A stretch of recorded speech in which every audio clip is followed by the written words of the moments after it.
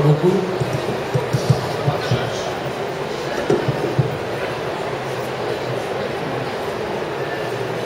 Bon, voilà. Un peu trop.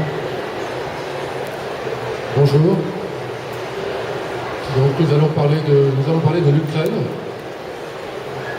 En présence de, moi je suis Olivier Postelvina, je dirige le magazine Books. Et j'ai à côté de moi donc deux Ukrainiens qui sont arrivés de Kiev et une Française spécialiste de la Russie. La Française, je commence par la dame. C'est Marie Madras, qui est une politologue spécialiste de la Russie qui a écrit plusieurs livres sur la Russie, et notamment L'envers du pouvoir, qui est un livre publié en 2008, dans lequel elle évoque la révolution orange et dans lequel elle prévoyait que Poutine, contrairement à ce qu'on pouvait penser à l'époque où Medvedev était président, se ferait réélire président de la République en 2012. Marie Madras est professeure à Sciences Po, elle est chercheuse au CNRS et au CERI, qui est le Centre d'études et de recherche internationale de Sciences Po. Elle anime l'Observatoire de la Russie. À sa droite, Yuri Makarov est un journaliste ukrainien qui fait des émissions à la télévision et à la radio et qui travaille aussi pour l'hebdomadaire ukrainien Tijden, ça veut dire le hebdomadaire, la semaine. Et c'est aussi un romancier, il a écrit 3 romans, dont 2 en russe et 1 en ukrainien, et 2 livres d'essais qui ont été publiés en ukrainien. Aucun de ces livres, à ma connaissance, n'a été traduit en français, pour l'instant. Et à ma droite, Andrei Kurkov, qui lui est un écrivain, qui est probablement l'écrivain ukrainien le plus célèbre, qui est connu internationalement parce que ses romans ont été publiés dans plusieurs langues, et il est aussi scénariste. Et certains d'entre vous ont peut-être lu, comme moi l'année dernière, le roman qui, je crois, m'a rendu célèbre au début, qui est Le Pingouin, c'est ça, et qui est dont le héros est un journaliste au chômage qui adopte un pingouin dépressif. Et au chapitre des prophéties, Andrei Kurkov a écrit aussi un livre qui s'appelle Le dernier amour du président, publié en 2004, dans lequel il prévoyait qu'un président dont le nom était Poutine, face à une situation qu'il considérait comme devenue ingérable en Ukraine, s'emparer de la Crimée. Voilà, c'était donc tout à fait prémonitoire. Et alors je vais peut-être commencer par interroger Andrei Kurkov. On va peut-être commencer la discussion pour parler très rapidement du paysage littéraire ukrainien.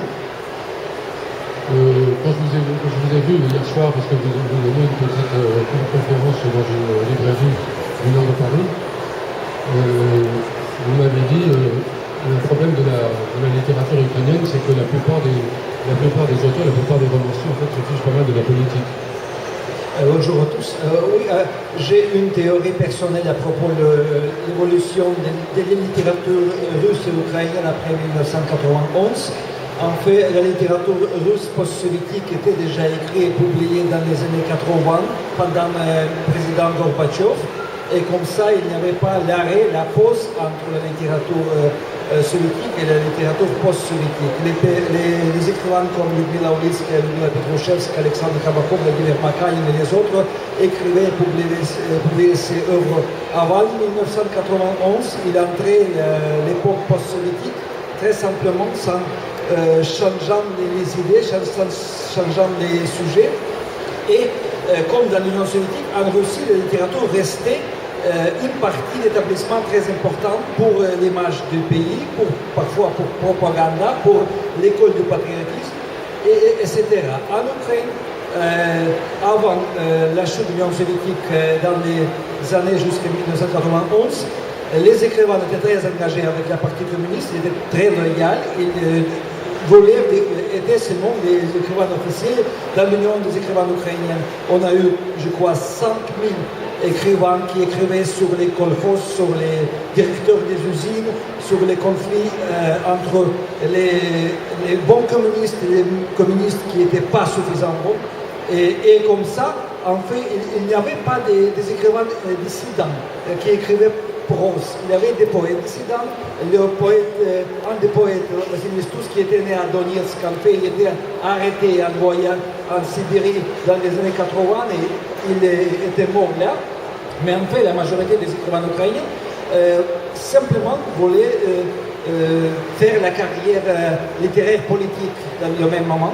Et comme le résultat, en 1991, l'Ukraine indépendante s'est trouvée sans littérature contemporaine. Il y avait quelques écrivains qui étaient jeunes, Yurko Andrukhovich, Oksana Zabushko et Victor Nebarak, 300 peut-être écrivains qui écrivaient la prose, la poésie indépendante, pas pro-communiste, pas pro-soviétique, mais ils jouaient presque aucun rôle parce que l'espace littéraire est devenu complètement vide et le marché littéraire était détruit. Et dans ce moment, en fait, les maisons d'édition russes commençaient à importer d'abord les livres traduits en russe des langues étrangères, c'est les polars, les romans d'amour, la science-fiction. Et petit à petit, le marché d'Ukraine était complètement occupé par les livres russes avec 1% de livres ukrainiens, quelque chose comme ça. Et pendant, je crois, 6-7 ans, on avait le sentiment que la littérature contemporaine ukrainienne n'existe pas. Seulement dans le fond des années 90, on a vu qu'il y a une génération nouvelle. Dans ce moment, c'était les jeunes femmes qui commençaient à écrire les romans sur les choses quotidiennes, sur la vie des jeunesses, sur l'expérience sexuelle pas très bonne. C'était les livres très personnels. Il était bien lu par la jeunesse, par les adolescents. Et avec ça, la littérature en fait ukrainienne contemporaine commençait son évolution. Et pour l'Ukraine indépendante, pour le gouvernement, pour la politicienne, la culture n'était pas vraiment importante. Au début, ce n'était pas important pour les politiciens pragmatiques comme Kravchuk et Kuchma, mais aussi à partir de 2004, après la révolution orange, quand on a dit que maintenant nous sommes les démocrates, nous sommes gouvernés par les démocrates, la même attitude restait à propos de la culture et de la littérature. Et c'est peut-être aussi la raison pourquoi les écrivains ukrainiens aujourd'hui, la majorité des écrivains des poètes, ne s'intéressent pas à la politique. Il était ignoré par les politiciens pendant 20 ans et il a appris comment on ignore les politiciens et la politique. Et aujourd'hui, il y a seulement peut-être 5-6 écrivains qui sont engagés dans le journalisme politique, dans les commentaires politiques, mais la majorité reste apolitique. Mais vous-même, vous avez, en fait, vos livres sont inspirés par un esprit, sont inspirés en partie, en tout cas, par un esprit de critique politique. Oui, c'est vrai, mais parce que j'appartiens à la génération post-soviétique plus politisée que les générations qui sont arrivées sur la scène littéraire plus tard. Et Yuri Makarov, est-ce que vous êtes d'accord avec ce que vient de dire votre ami Kharkov? Oui, j'en suis d'accord complètement. Il y a une littérature ukrainienne très jeune qui occupe peut-être 1% du marché, ce qui est assez drôle dans un pays où au moins 60 et quelques pourcents sont ukrainophones. Les librairies, peut-être la plupart des librairies en Ukraine appartiennent à des sociétés russes ou plutôt à une seule société russe qui est intéressée à distribuer ses propres livres. Et donc, le phénomène de la littérature ukrainienne, je dis ukrainienne, ukrainophone, car il y a une partie de la littérature ukrainienne russophone, et Andrei la présente.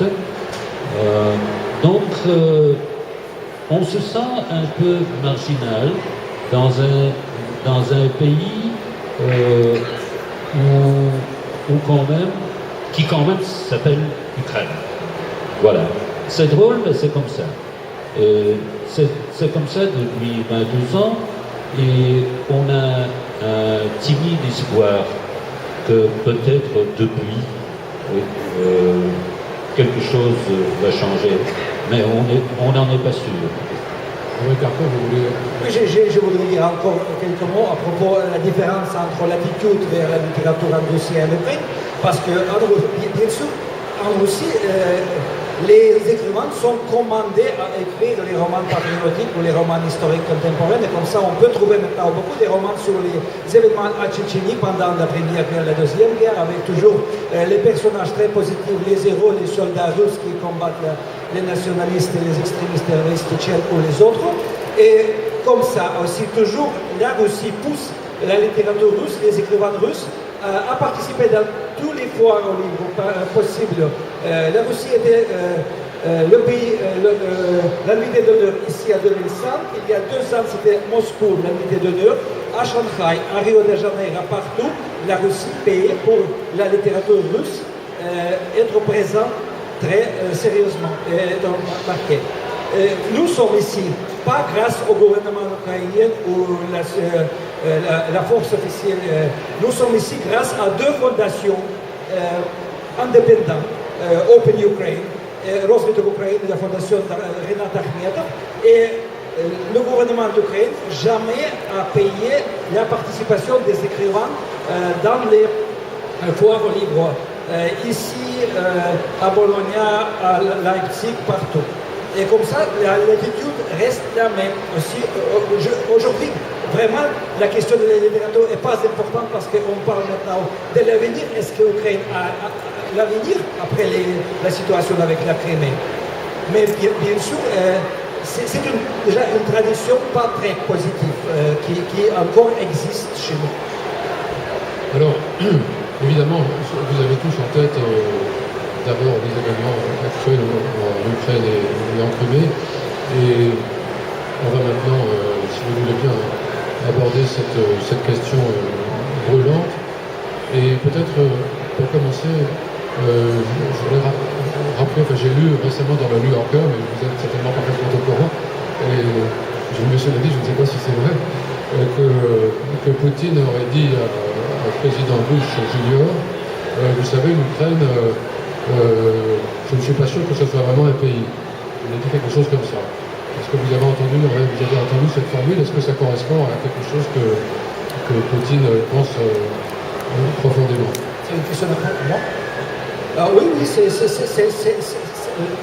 exactement en fait. Parce que pour M. Poutine, la chute de l'Union soviétique, comme il a dit beaucoup de fois dans des interviews différentes, c'est sa drame personnelle.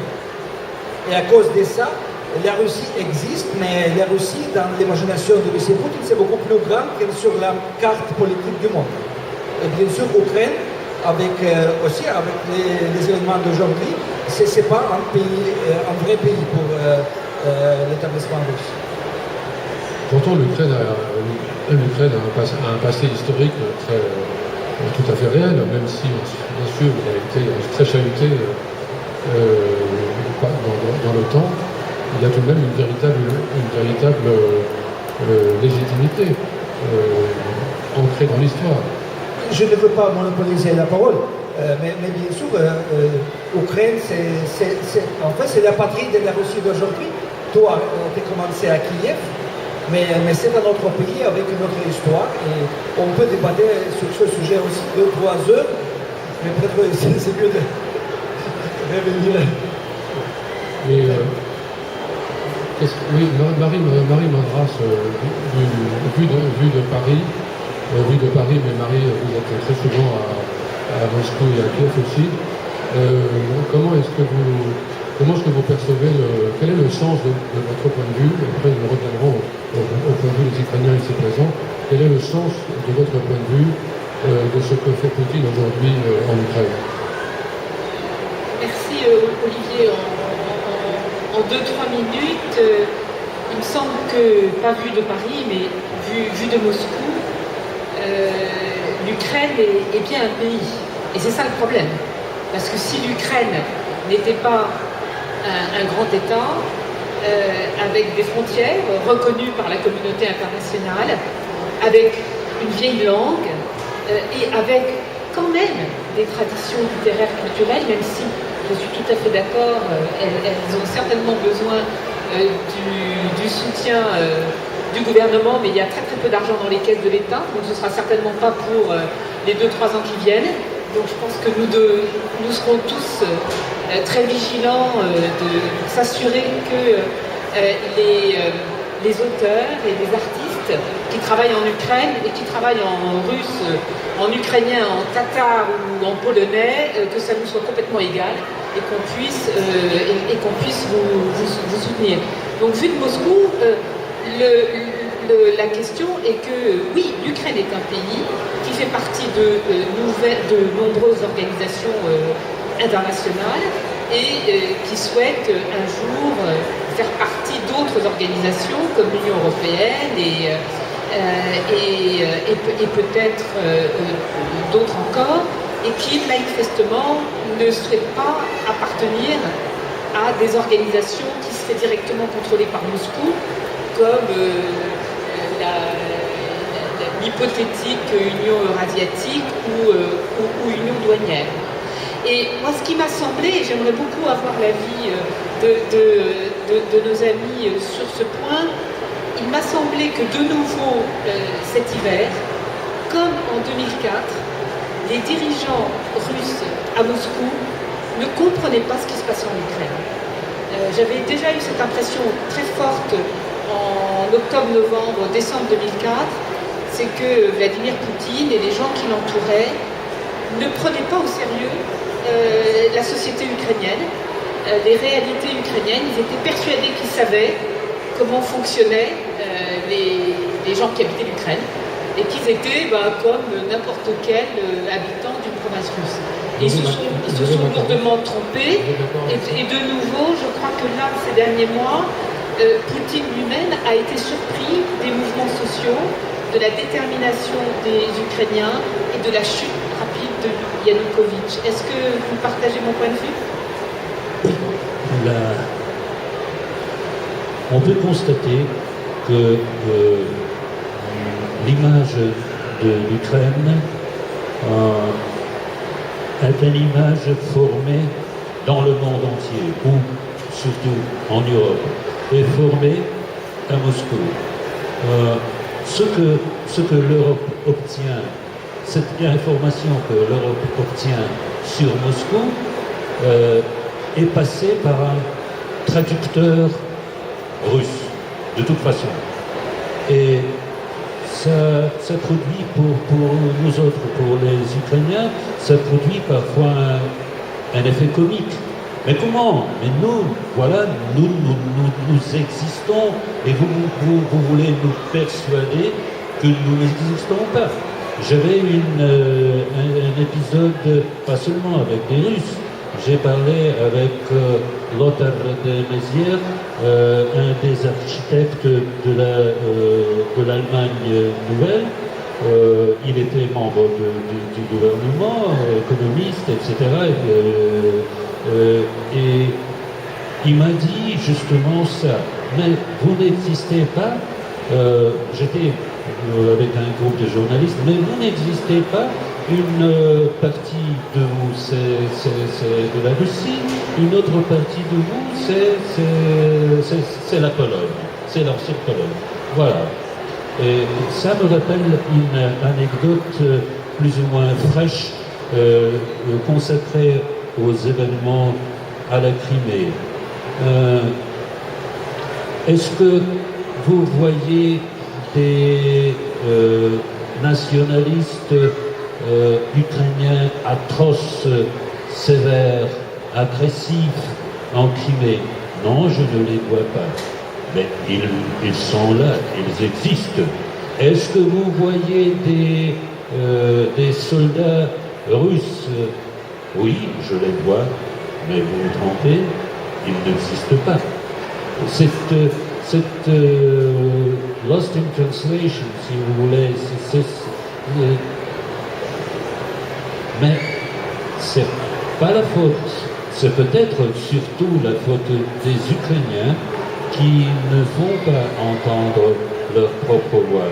Et c'est peut-être la raison que nous sommes ici pour enfin prouver par notre existence, par notre présence, que Messie, ça existe, et vous le voyez. Juste une phrase, Olivier. Il me semble que Maïdan s'est très très bien fait entendre dans le monde entier. Donc là, il y a eu une prise de parole des Ukrainiens par centaines de milliers, et pas seulement à Kiev, mais dans la plupart des grandes villes d'Ukraine, à l'ouest, à l'est, au sud. Donc là, les Ukrainiens ont su se faire entendre. Mais quand on parle de Maïdan, c'est surtout, il y a un malentendu parce que j'ai lu plusieurs fois que les Maïdan, pas seulement dans la presse russe, que les Maïdan, les membres du Maïdan sont très bien payés, étaient très bien payés, oui, par qui? Personne ne sait, peut-être par les Américains ou... J'ai payé aussi. C'était moi. Voilà. Et que c'était aussi des nationalistes agressifs ukrainiens et ukrainophones. Ce qui est faux, parce que au moins la moitié de Maïdan était russophone. Comme nous avec André, par exemple. Bien que j'écris en ukrainien, mais ma langue maternelle est le russe. Et vous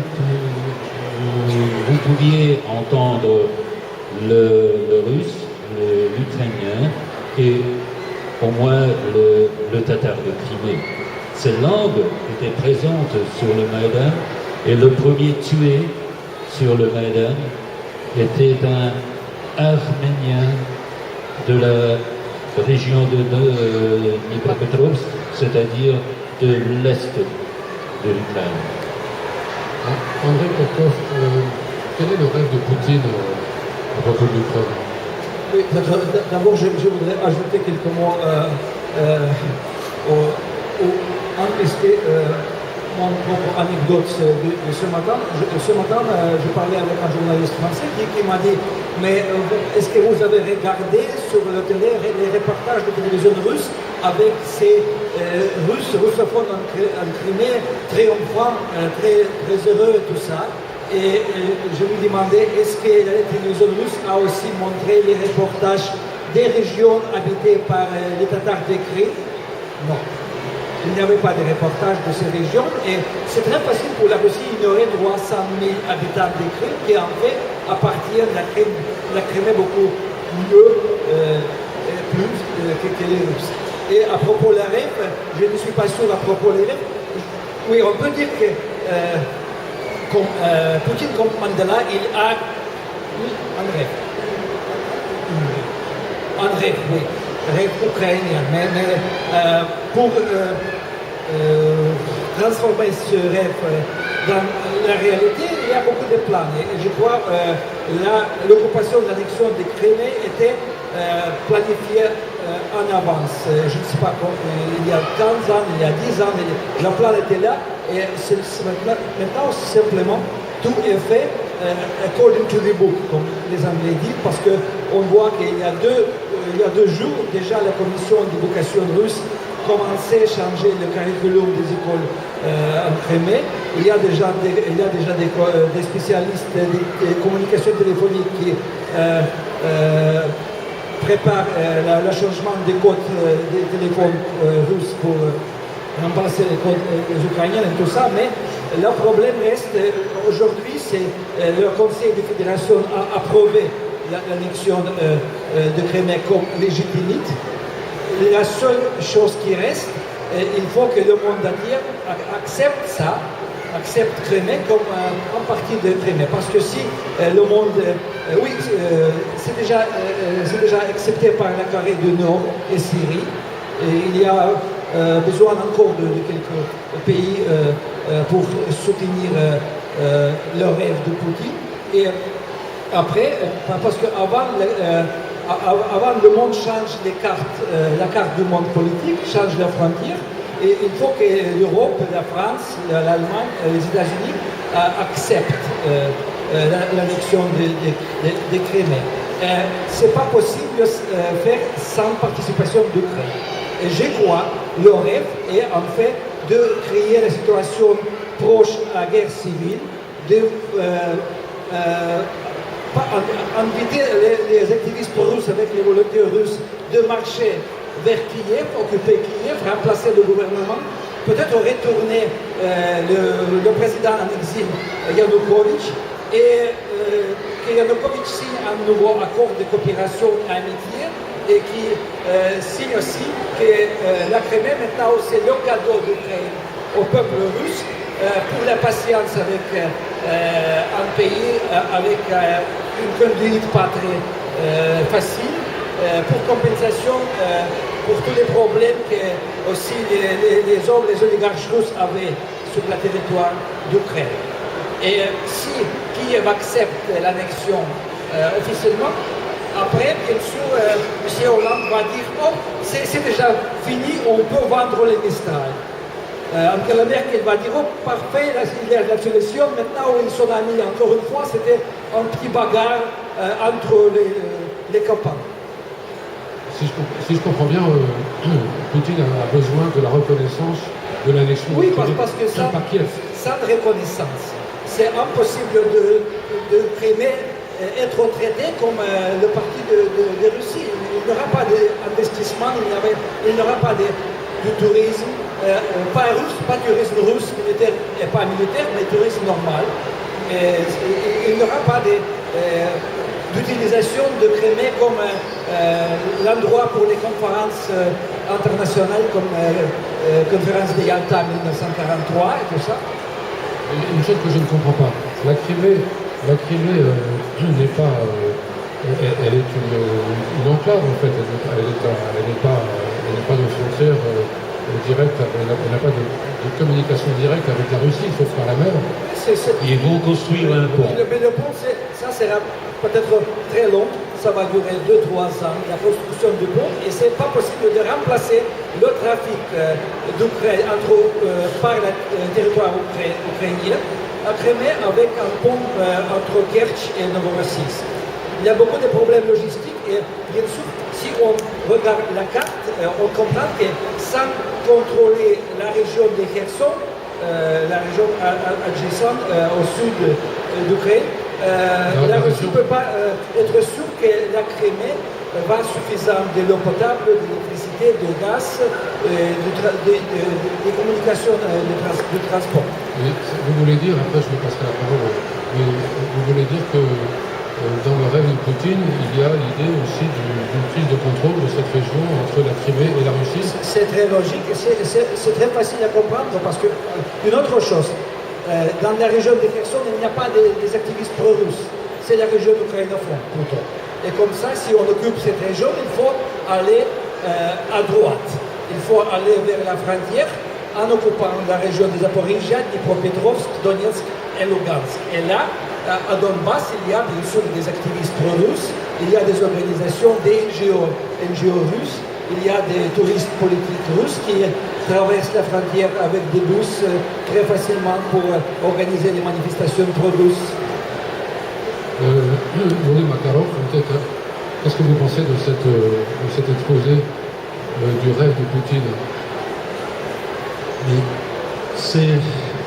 J'ai déjà parlé plusieurs fois, c'est très très difficile d'analyser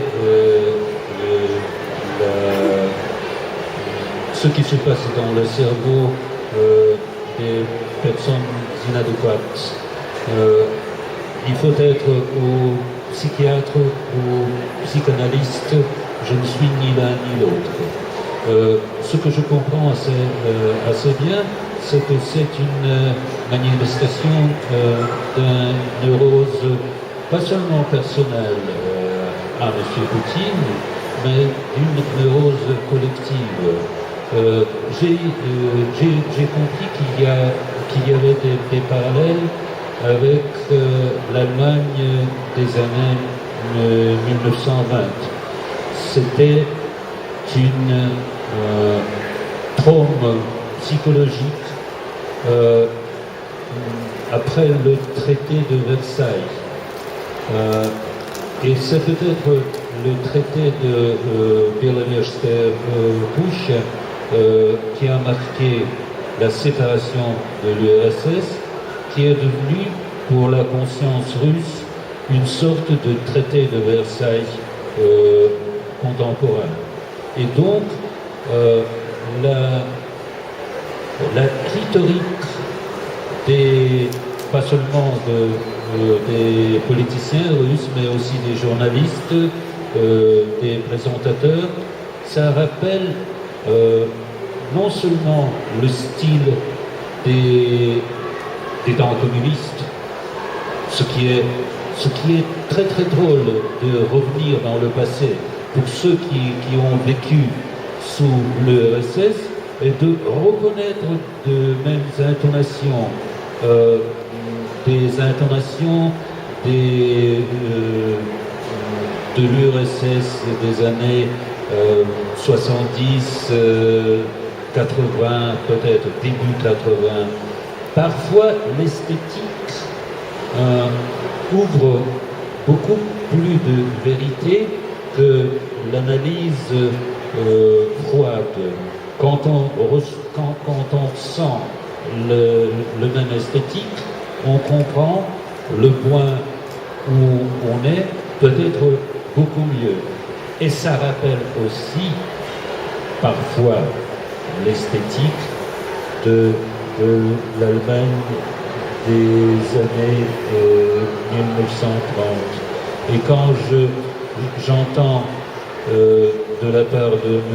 Poutine des propagandistes officiels de la Russie, voilà, ces reproches de ce que la Russie a besoin d'un espace vital, voilà, c'est un tel déjà vu et on a peur de faire des prévus parce que ça fait peur.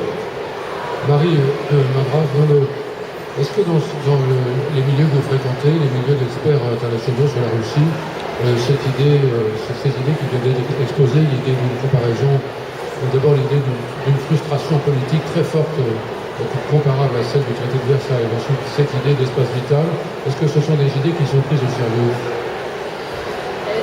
Il me semble que la situation en Russie est très différente de la situation en Allemagne dans les années 20. D'abord pour une raison très simple, c'est que ça fait 25 ans que le mur de Berlin est tombé et que pendant presque toute la décennie des années 2000, la majorité des Russes ont commencé à vivre beaucoup mieux.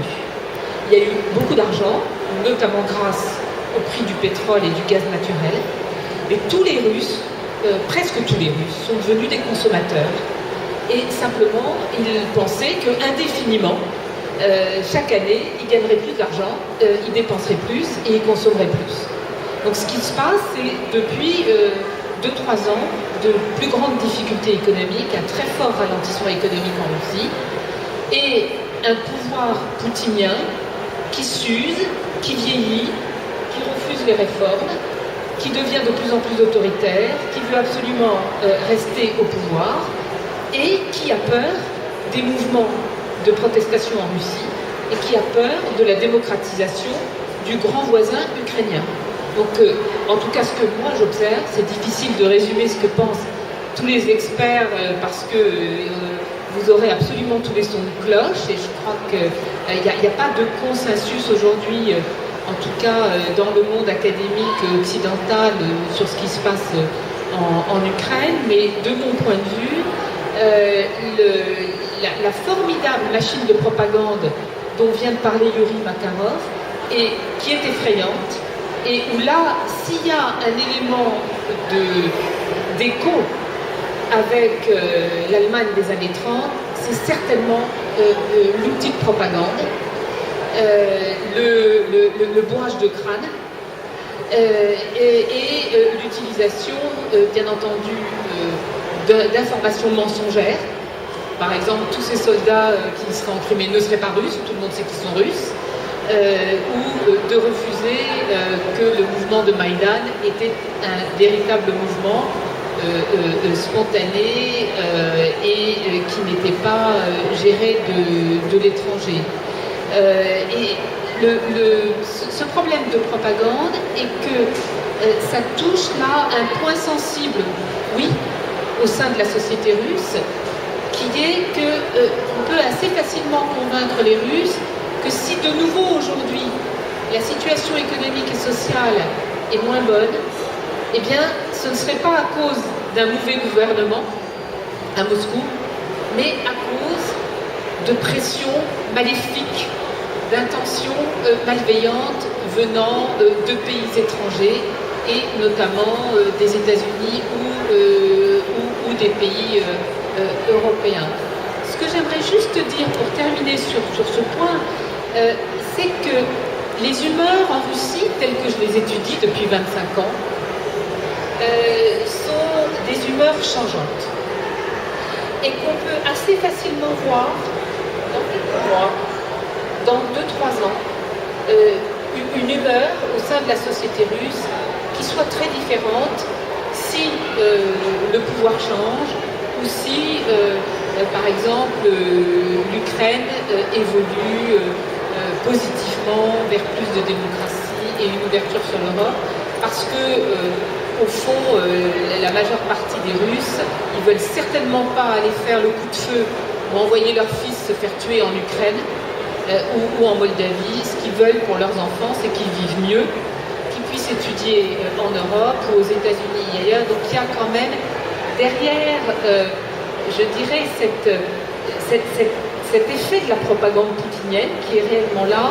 Il y a un véritable désir d'ouverture et de vivre comme tout le monde. André Kontov, comment vous réagissez à ce que vient de dire Marie? Je suis d'accord avec pratiquement tous les mots de Marie. Peut-être qu'on doit parler aussi sur le sujet des relations entre M. Yanukovych et M. Poutine, parce qu'en 2004 et après, en fait, Yanukovych a humilié M. Poutine quand il n'a pas gagné les élections. Mais Yanukovych toujours continue de penser qu'il va être soutenu par Poutine dans l'avenir. Et en 2010, quand, grâce à président Yushchenko,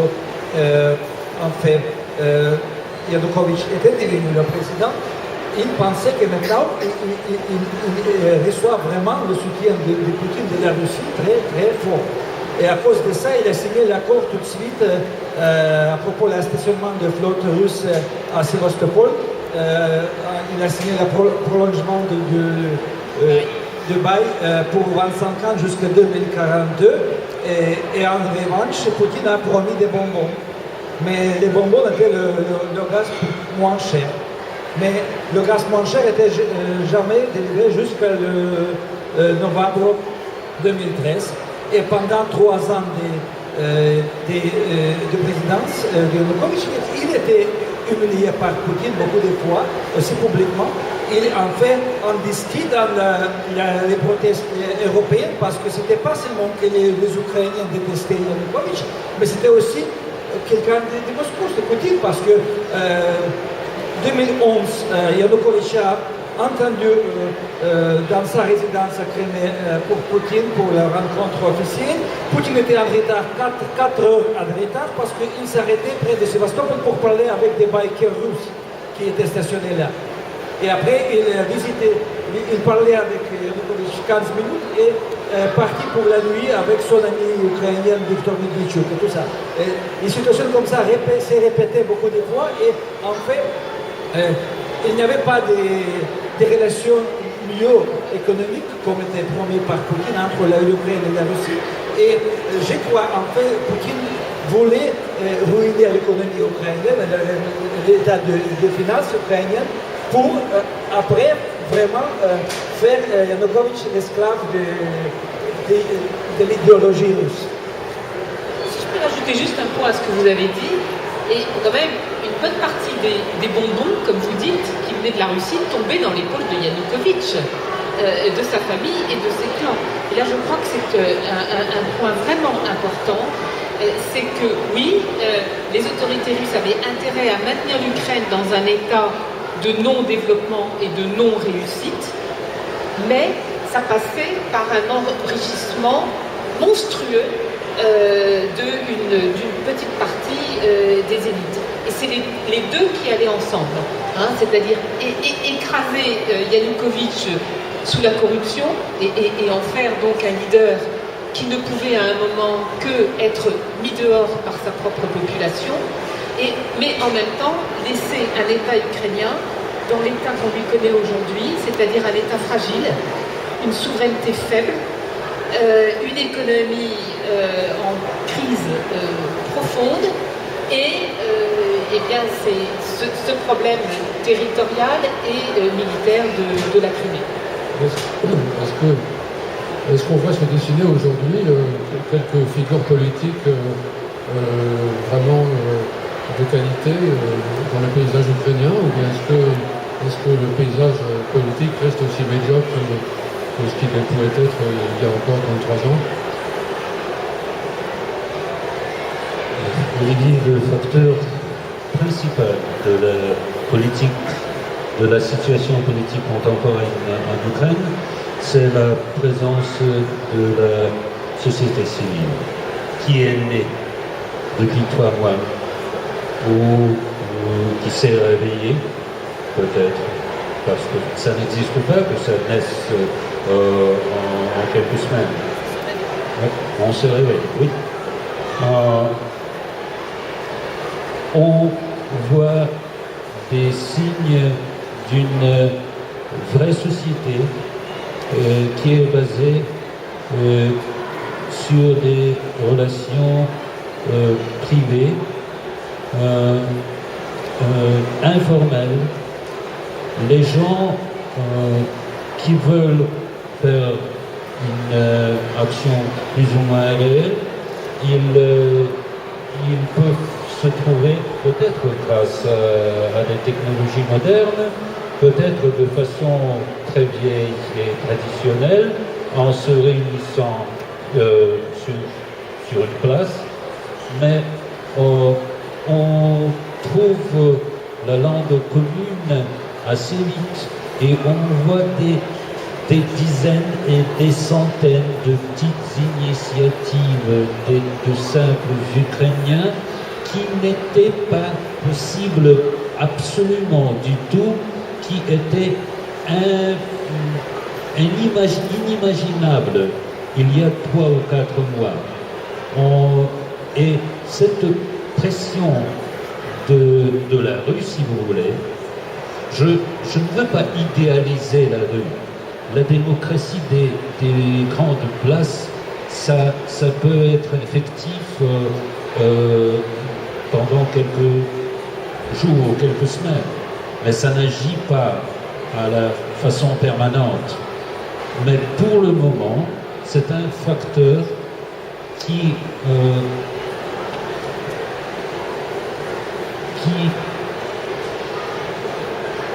exige des politiciens d'être plus adéquats. Et il y a parfois des signes, disons populistes, mais quand on voit une photo du Premier ministre, bien temporel, mais quand même un Premier ministre actif, qui voyage en avion en classe économique, Et on le voit dans la salle générale avec d'autres voyageurs. On comprend que quelque chose se passe car c'est peut-être un geste. Je comprends très bien. Oui, c'est une démonstration, c'est évident.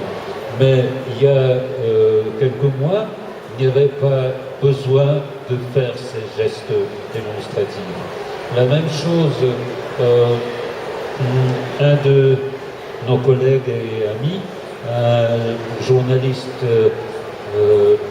ukrainien Yuri Butosov, raconte hier soir qu'un de ses amis, par Facebook, lui téléphone avant-hier soir et on ne se connaissait que par Facebook.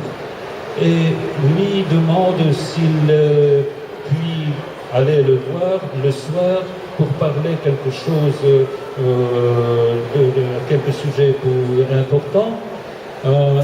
Et là, quand cet ami vient chez lui, à domicile, il découvre que c'est un vice-ministre de la douane.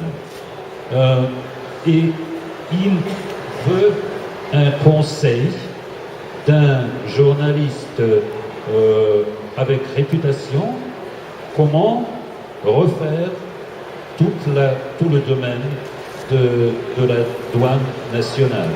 Et voilà cette tension de la rue, cette tension de la part de la société, assez adéquate, assez calme, assez tranquille et en même temps assez motivée. Voilà à ce que je pense, voilà, c'est un espoir d'avoir une économie une politique plus moderne, plus contemporaine. Pourquoi vous êtes d'accord avec ça? Vous sentez les choses de la même façon?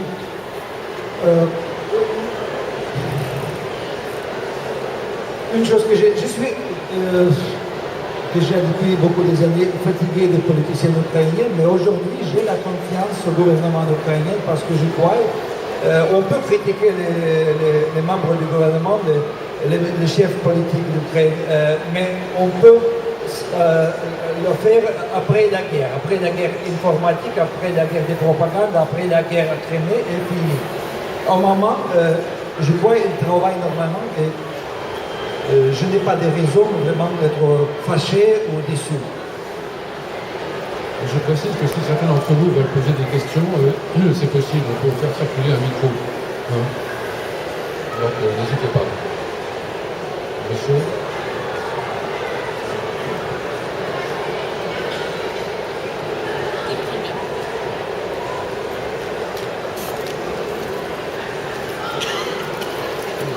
Est-ce qu'en Ukraine, on peut trouver de la presse étrangère et avoir accès aux informations des télévisions étrangères?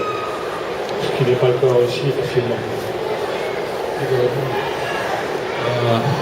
Si on parle de la presse, si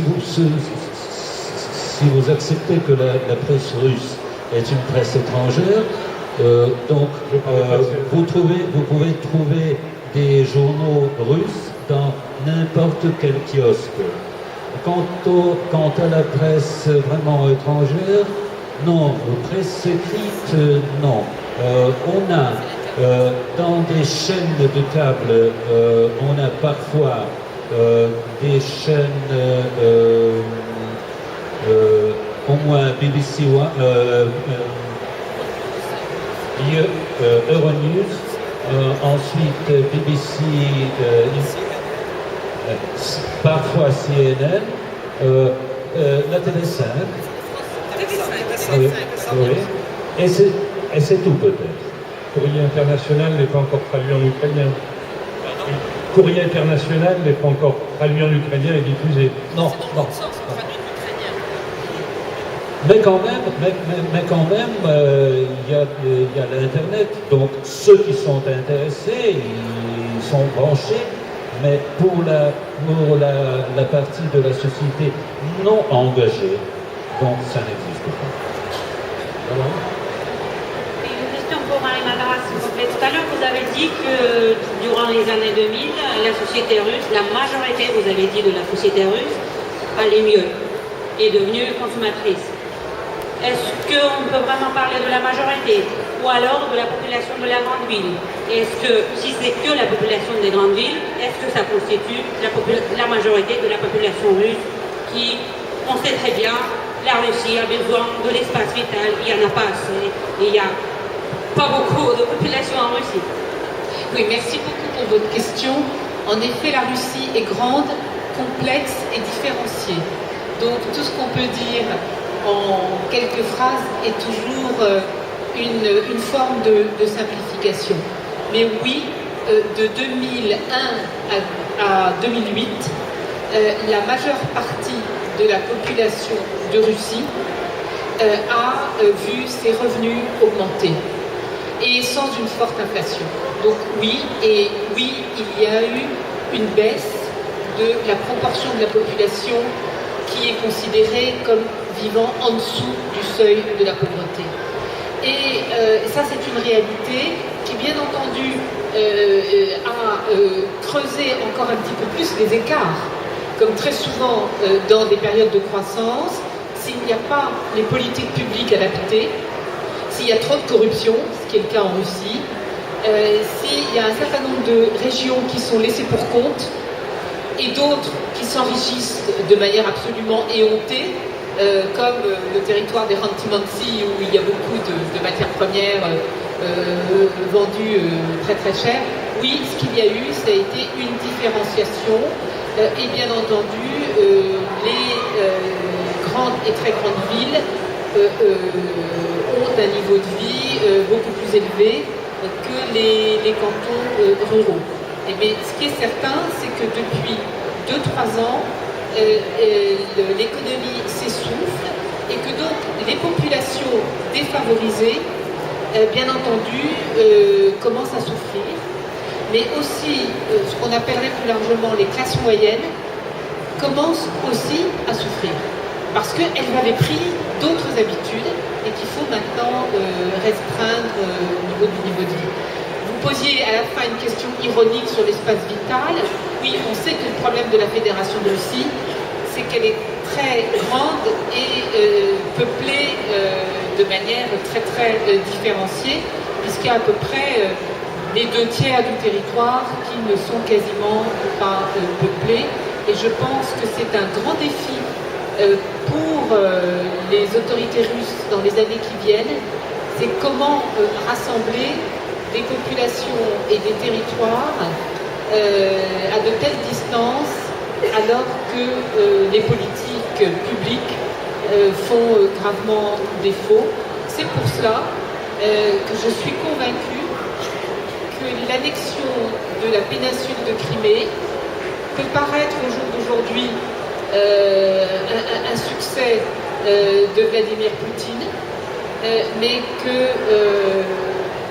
à moyen terme, les problèmes vont évidemment s'accumuler parce que d'une part, c'est une péninsule où vivent des populations variées et notamment la minorité des Tatars de Crimée qui quand même sont installés en Crimée depuis très très longtemps.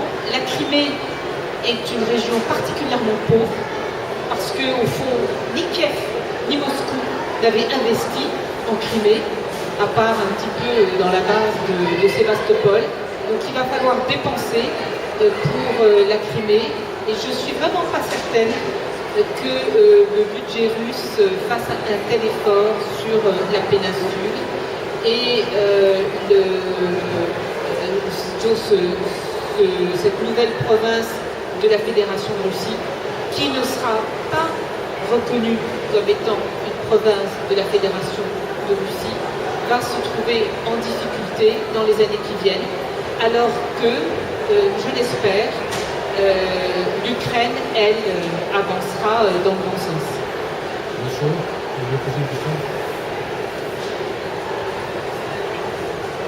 Un autre monsieur. Deux questions, s'il vous plaît. Bon, premièrement, vous excuserez une question d'outsider. Quelle est la différence entre vos deux langues? est-ce que c'est comme le norvégien et le danois, c'est-à-dire des gens qui se comprennent parfaitement entre eux, ou si vous voulez chez nous, entre languedociens et provençaux? Deuxième question, le politicien français Jean-Pierre Chevènement a dit qu'il y avait une russophobie en France. Est-ce que vous ne pensez pas que c'est exactement le contraire et qu'il y a au contraire une grande indulgence depuis Marine Le Pen jusqu'à Mélenchon envers la Russie et sa politique actuelle? Je peux répondre. À propos de russophobie, il y a plus d'ukrainophobie en Ukraine que la russophobie. Mais bien sûr, il y a des groupes extrêmes nationalistes qui sont russophobes, mais ils ne sont pas russophobes, ils ne sont pas contre les russophones. Ils sont contre... Ah, je n'ai pas compris. Comme ça, je prends la première question. La différence entre l'ukrainien et la russe, c'est la même différence qu'entre l'allemand et l'hollandais. Les Ukrainiens comprennent la russe complètement, les Russes qui habitent en Ukraine comprennent l'ukrainien, les Russes qui habitent en Russie pensent qu'ils comprennent l'ukrainien, mais ils ne comprennent pas. Si je peux, pour une Française qui parle très bien russe, qui est mon cas, je ne peux pas comprendre bien une conversation en ukrainien ou lire un article en ukrainien. Je sais de quoi il est question, je reconnais un mot sur trois, mais il y a beaucoup de faux amis, donc les deux langues sont très très nettement différenciées. Il y a aussi d'ailleurs des signes des lettres et des signes de l'alphabet qui sont différents dans les deux langues. Voilà, malheureusement, nous sommes obligés d'interrompre cette... Non, mais on me fait signe qu'il faut interrompre parce qu'il y a un autre débat qui suit, et hélas, nous sommes obligés d'interrompre. On continue. Voilà, merci beaucoup, merci. Et merci en particulier à Yuri Makarov et à André Kopov d'être venus de Kiev spécialement pour le Salon du Livre. Merci.